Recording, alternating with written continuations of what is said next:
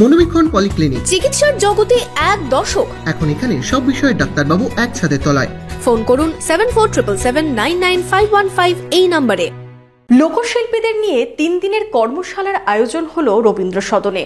বুধবার এই কর্মশালার ছিল দ্বিতীয় দিন। এই কর্মশালার মাধ্যমে লোকশিল্পীদের গান বাঁধার ক্ষেত্রে সরকারি বিভিন্ন প্রকল্প বিষয়ে সচেতন করা হয়। কাভেরি পারিবারিক বস্ত্র প্রতিষ্ঠান, এক্সক্লুসিভ কালেকশন সঠিক দামে পেতে আজই আসুন কাভেরিতে। লাকি টিপের মাধ্যমে পেয়ে যান গোল্ড কয়েন। কাভেরি, খাগড়া, ভৈরবতলা, বহরমপুর। হরে কৃষ্ণ কৃষ্ণ কৃষ্ণ হরে হরে। কবিগান বাঙালি সংস্কৃতির ঐতিহ্য। কবিগানকে বাঁচাতে কবিয়ালদের জন্য কর্মশালার আয়োজন।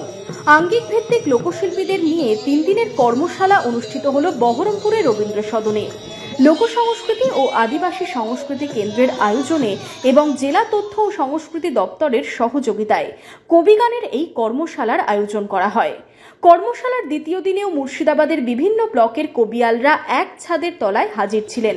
লোক সংস্কৃতির প্রসার ও কবিয়ালদের অগ্রগতি কোন পথে, ইলেকট্রনিক্স মিডিয়ার যুগে কবিগানকে কিভাবে বাঁচিয়ে রাখবেন কবিয়ালরা, তা নিয়েই মূলত কর্মশালার আয়োজন করা হয়। আজকে ইলেকট্রনিক মিডিয়ার দাপাদাপির ফলে বা মোবাইলের ফলে মানুষের আস্থা আস্তে আস্তে লোক সংস্কৃতির প্রতি কমে যাচ্ছে। তাহলে সেই লোক সংস্কৃতিকে বাঁচিয়ে রাখতে গেলে, বাংলার যে ঐতিহ্যপূর্ণ লোক সংস্কৃতি, তাকে বাঁচিয়ে রাখতে গেলে আমাদের এই সম্পদকে বাঁচিয়ে রাখতে হবে। বাংলার ঐতিহ্য যদি বেঁচে না থাকে তাহলে বাংলাটাই বেঁচে থাকবে না। সুতরাং বাংলার এই ঐতিহ্য যাতে বজায় থাকে, বাঁচিয়ে রাখা যায়, তার জন্য আমাদের এই কবিগানের কর্মশালায় কবিগানকে কী করে ডেভেলপ করা যায় সেই বিষয় নিয়েই কবিয়ালদের মধ্যে নিজস্ব আলোচনা হচ্ছে। সেই আলোচনার মধ্যে কবিগানকে আরও পরিপুষ্ট করে তুলে ধরে সমাজের কাছে যাতে বিতরণ করা যায় তার একটা প্রচেষ্টা করা হবে।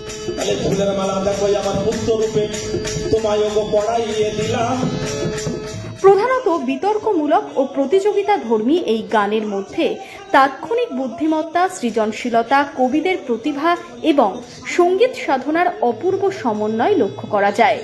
18 শতক থেকেই এই কবিগান বাংলার লোকায়ত ও সাহিত্য সঙ্গীত ধারার একাধিক অংশকে লালন করে আসছে। এদিনের এই কর্মশালার মাধ্যমে কবিয়ালদের গান বাঁধার ক্ষেত্রে সরকারি বিভিন্ন প্রকল্পের বিষয়েও সচেতন করা হয়।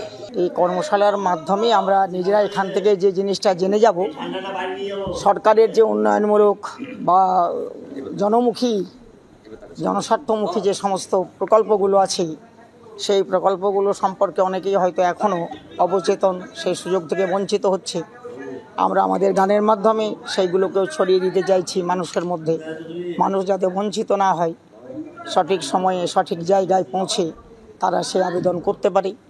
কীভাবে আবেদন করলে কোনটা পাওয়া যাবে, রূপশ্রীতে কী করতে হবে, কন্যাশ্রীতে কী করতে হবে, যুবশ্রীতে কী করতে হবে, শিক্ষাশ্রীতে কী করতে হবে, কাস্ট ভাতা পেতে গেলে কী করতে হবে, লক্ষ্মী ভাণ্ডার পেতে গেলে কী করতে হবে, স্বাস্থ্যসাথী পেতে গেলে কী করতে হবে, সমব্যাথী পেতে গেলে কী করতে হবে, এগুলো আমাদের জানতে হবে। আর সেই জানার বার্তাটা আমরা এখান থেকে নিজেরা তৈরি করার জন্যই এই কর্মশালা।